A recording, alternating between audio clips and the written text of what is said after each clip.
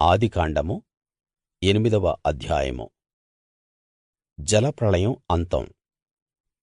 దేవుడు నోవహును అతనితో పాటు ఓడలో ఉన్న ప్రతి జంతువును పశువును జ్ఞాపకం చేసుకున్నాడు. దేవుడు భూమి మీద గాలి విసిరేలా చేయడం వల్ల నీళ్లు తగ్గుముఖం పట్టాయి. అగాధ జలాల ఊటలు, ఆకాశపు కిటికీలు మూసుకున్నాయి. ఆకాశం నుంచి కురుస్తున్న భీకర వర్షం ఆగిపోయింది. అప్పుడు నీళ్లు భూమి మీద నుంచి క్రమక్రమంగా తగ్గిపోతూ వచ్చాయి. 150 రోజుల తర్వాత నీళ్లు తగ్గిపోయాయి. 7వ నెల 17వ రోజున అరారాతు కొండల మీద ఓడ నిలిచింది. 10వ నెల వరకూ నీళ్లు క్రమంగా తగ్గుతూ వచ్చాయి. 10వ నెల మొదటి రోజున కొండల శిఖరాలు కనిపించాయి. 40 రోజులు గడిచిన తరువాత నోవహు ఓడ కిటికీ తీసి ఒక బొంతకాకిని బయటికి పోనిచ్చాడు. అది బయటికి వెళ్ళి భూమి మీద నుంచి నీళ్లు ఇంకిపోయే వరకూ ఇటూ అటూ తిరుగుతూ ఉంది. నీళ్లు నేల మీద నుంచి తగ్గాయో లేదో చూడడానికి అతడు తన దగ్గర నుంచి ఒక పావురాన్ని బయటకు వదిలాడు.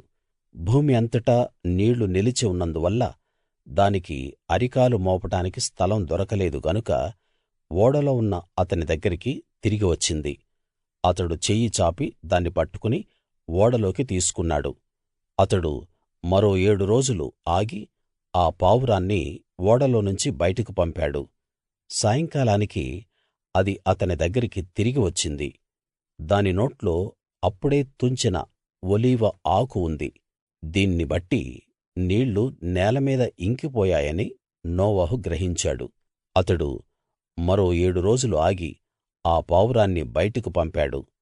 అది అతని దగ్గరకు తిరిగి రాలేదు. 601 సంవత్సరం మొదటి నెల మొదటి రోజున నీళ్లు భూమి మీద నుంచి ఇంకిపోయాయి. నోవహు ఓడ కప్పు తీసి చూడగా ఆరిన నేల కనబడింది. 2వ నెల 27వ రోజున భూమి పొడిగా అయిపోయింది.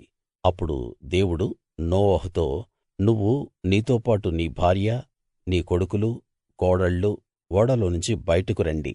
పక్షులనూ పశువులనూ భూమి మీద పాకే ప్రతి జాతి పురుగులనూ శరీరం ఉన్న ప్రతి జీవినీ నీతోపాటు ఉన్న ప్రతి జంతువునూ నువ్వు వెంటబెట్టుకుని బయటకు రావాలి. అవి భూమి మీద అధికంగా విస్తరించి భూమి మీద ఫలించి అభివృద్ధి పొందాలి అని చెప్పాడు. కాబట్టి నోవహు, అతనితో పాటు అతని కొడుకులు, అతని భార్య, అతని కోడళ్ళు బయటకు వచ్చారు. ప్రతి జంతువు, పాకే ప్రతి పురుగు, ప్రతి పక్షి, భూమి మీద తిరిగేవన్నీ వాటి వాటి జాతుల ప్రకారం ఆ ఓడలోనుంచి బయటకు వచ్చాయి. నోవహు యెహోవాకు బలి అర్పించడం. అప్పుడు నోవహు యెహోవాకు పవిత్రమైన పశువులు, పక్షులన్నిట్లో నుంచి కొన్నిటిని తీసి హోమబలి అర్పించాడు. యెహోవా ఆ ఇంపైన వాసన ఆస్వాదించి వారి హృదయాలు బాల్యం నుంచే దుష్టత్వం వైపు మొగ్గు చూపాయి. ఇక ఎప్పుడూ మనుషులను బట్టి భూమిని కీడుకు గురి చేయను. నేనిప్పుడు చేసినట్టు ప్రాణం ఉన్న వాటిని ఇకపై ఎన్నడూ నాశనం చెయ్యను. భూమి ఉన్నంత వరకూ విత్తనాలు నాటే కాలం, కోతకాలం, వేసవి శీతాకాలాలు పగలూ రాత్రీ ఉండక మానవు అని తన హృదయంలో అనుకున్నాడు.